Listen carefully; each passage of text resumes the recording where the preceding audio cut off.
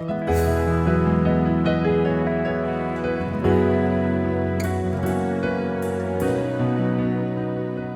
now we come to our time of Bible study, in which we take a look at the scriptures that inform our celebration today of the love of God. The first one that we have before us today comes from the book of Jeremiah again, the 31st chapter, verses 3 through 4.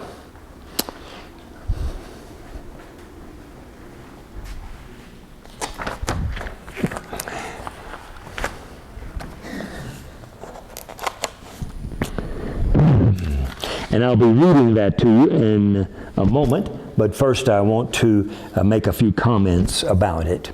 Jeremiah, again, was the 27-year-old prophet that saw his nation destroyed. He was carried off to Babylon in chains and lived a life of slavery there among the Assyrians in the Byzantine Empire. And it was a very depressing and sad time for the people there. But in his heart, Jeremiah felt that there was a promise from God that he would redeem his people, that he would take them out of the misery of their darkness, that he would lead them back into where they were meant to be in the first place. And so he writes this beautiful passage here from the 31st chapter, verses 3 through 4, in which he really kind of says nothing is going to take God's love away from us. So he says it this way: the Lord has appeared to us, saying, I have loved you with an everlasting love. I have drawn you with unfailing kindness. I will build you up again, though, and you, virgin Israel, will soon be new. Again, you will take up your timbrels, and you will go out, and you will dance, and you will be joyful. So the point then of what he's making here is that even though the times are bad, the times are difficult, there doesn't seem to be any hope, what a believer needs to remember is it doesn't make any difference how dark it gets. The light will always come back to us. No matter how deep your despair, you will find a day in which there is no longer any despair.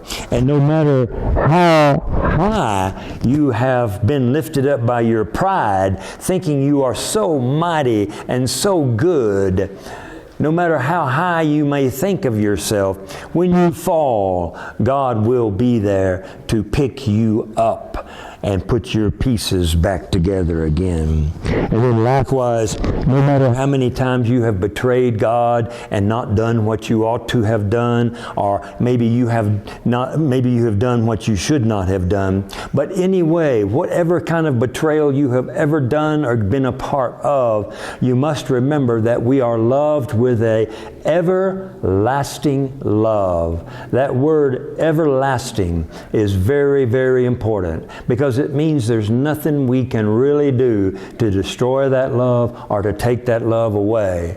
And so that's a very important point for us to keep in mind from the book of Jeremiah.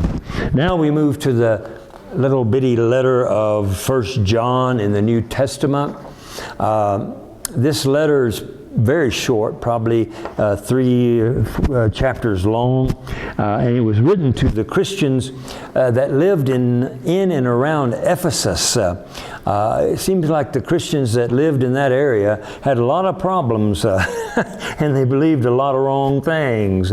And so much of the New Testament actually is written to the Christians in the Ephesus area to help them get straightened out about what they were believing.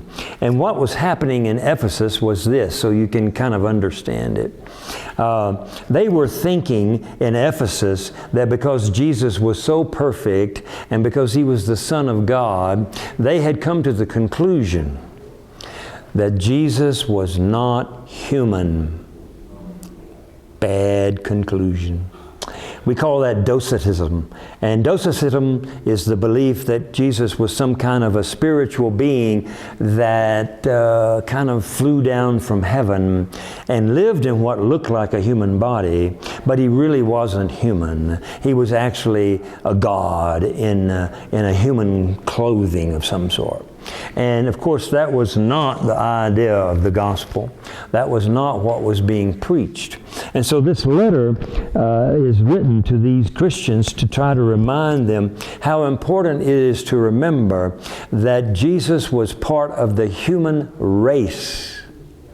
It's true, he was also the Son of God, but he was also the Son of Man. Of course, that's always been hard to put together and try to understand how that can be. But it can be understood if you begin to understand more deeply what Jesus is really all about. It's funny because there was a council about the time not the time this was written, but in the early Christian tradition, the Council of Chalcedonia, the Christian leaders and wise people met, and they said, how are we going to deal with this problem? Because some people want to think he's God, and some people want to think he's human. How are we going to deal with that? What are we going to say? And so after 3 years, it took them 3 years to come up with a conclusion, and they wrote a creed called the Chalcedonian Creed, in which they said Jesus was 100% human, and he was 100% divine. That's how they solved the problem. Well, yeah, it's an issue that has to be dealt with. But if we take the human out of the equation, then the gospel makes not much sense to us as the human race. So let me read to you now what was written to these Christians, but pay attention to how it is said here in chapter 3, starting with verse 1. See what great love the Father has lavished on us, that we should be called children of God, and that is what we are. The reason the world does not know us is it does not know or understand Him. Dear friends, now we are children of God, and what we will be has not yet been made known.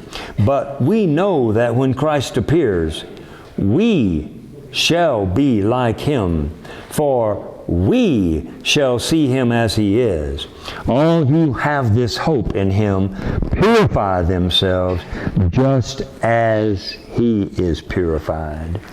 The thing that you want to hear in this passage is the we, the us. The understanding of the gospel writer here is that this is a thing that happens to human beings. We become God-like just as Jesus was God-like in His human form. And that is the good news, that we have a chance to become like that.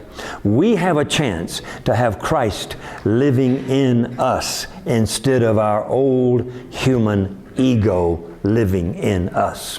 And that is a great and good news. So, if Christ was able to love people unconditionally, it means that we will be able to love people unconditionally. If Christ was able to forgive, it means we too will be able to forgive. If Christ was able to open up the kingdom of heaven, we too will be able to open up the kingdom of heaven. This is a gift that comes to humanity. It's the gift of Christ living within, and that Christ who lives within is divine love. Which means then the good news to us is that we humans have an opportunity. We have a chance. We have the potential to experience that divine love. Okay, so now we go to our reading from the Gospel. And as is our tradition, we stand as we read this Gospel, coming from the Gospel of Mark, the 12th chapter today. One of the teachers of the law came to Jesus, and he heard the people debating. And he noticed that Jesus had given them a good answer. And so he asked them, Jesus, of all the commandments, which one is the greatest? The most important one, the greatest one, answered Jesus, is this. Hear, O Israel, the Lord your God is one. Love the Lord your God with all your heart, with all your soul, and with all your mind, and with all your strength. And the second one is this: love your neighbor as yourself. There is no commandment greater than these two. You may be seated.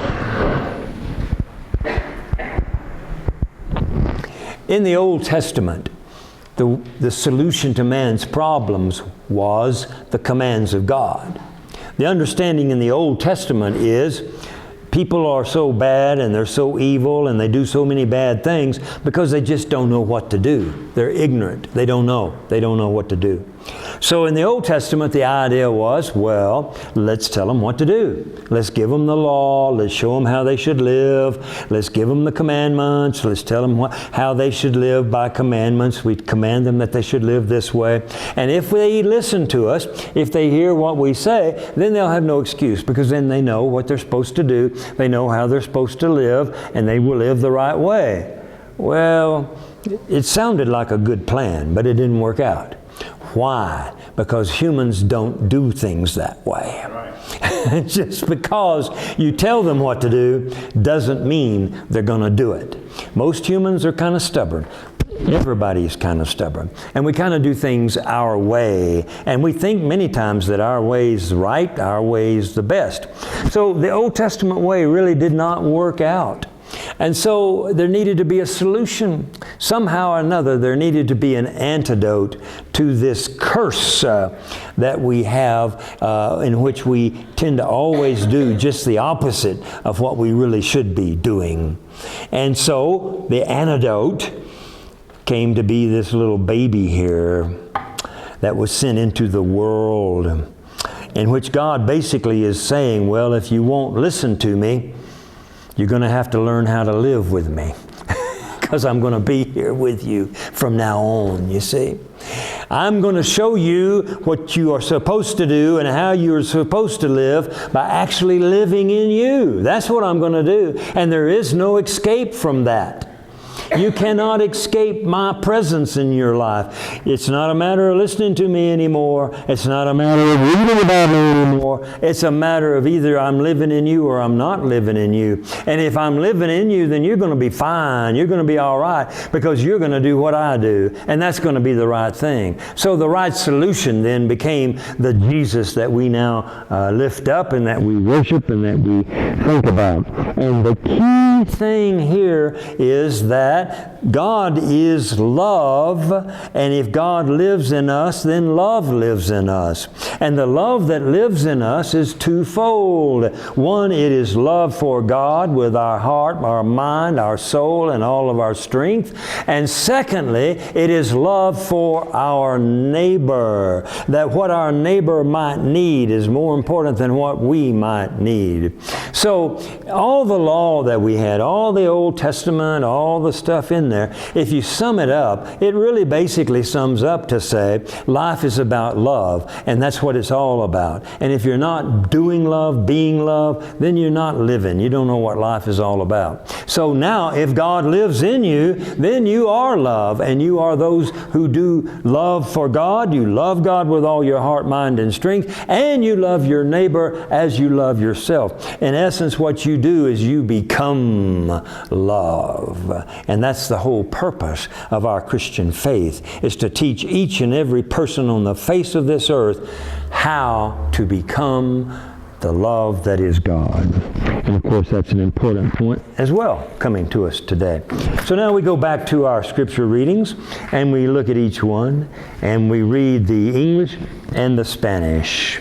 Let's begin with the one from Jeremiah, where it is said, I have loved you with an everlasting love, te amado con amor eterno. And then from 1 John, we have this wonderful English statement. See what great love the Father has lavished upon us. Mirad que agradamos nos ha otorgado el Padre. And then from the gospel we have this tremendous expression. Love your neighbor as yourself.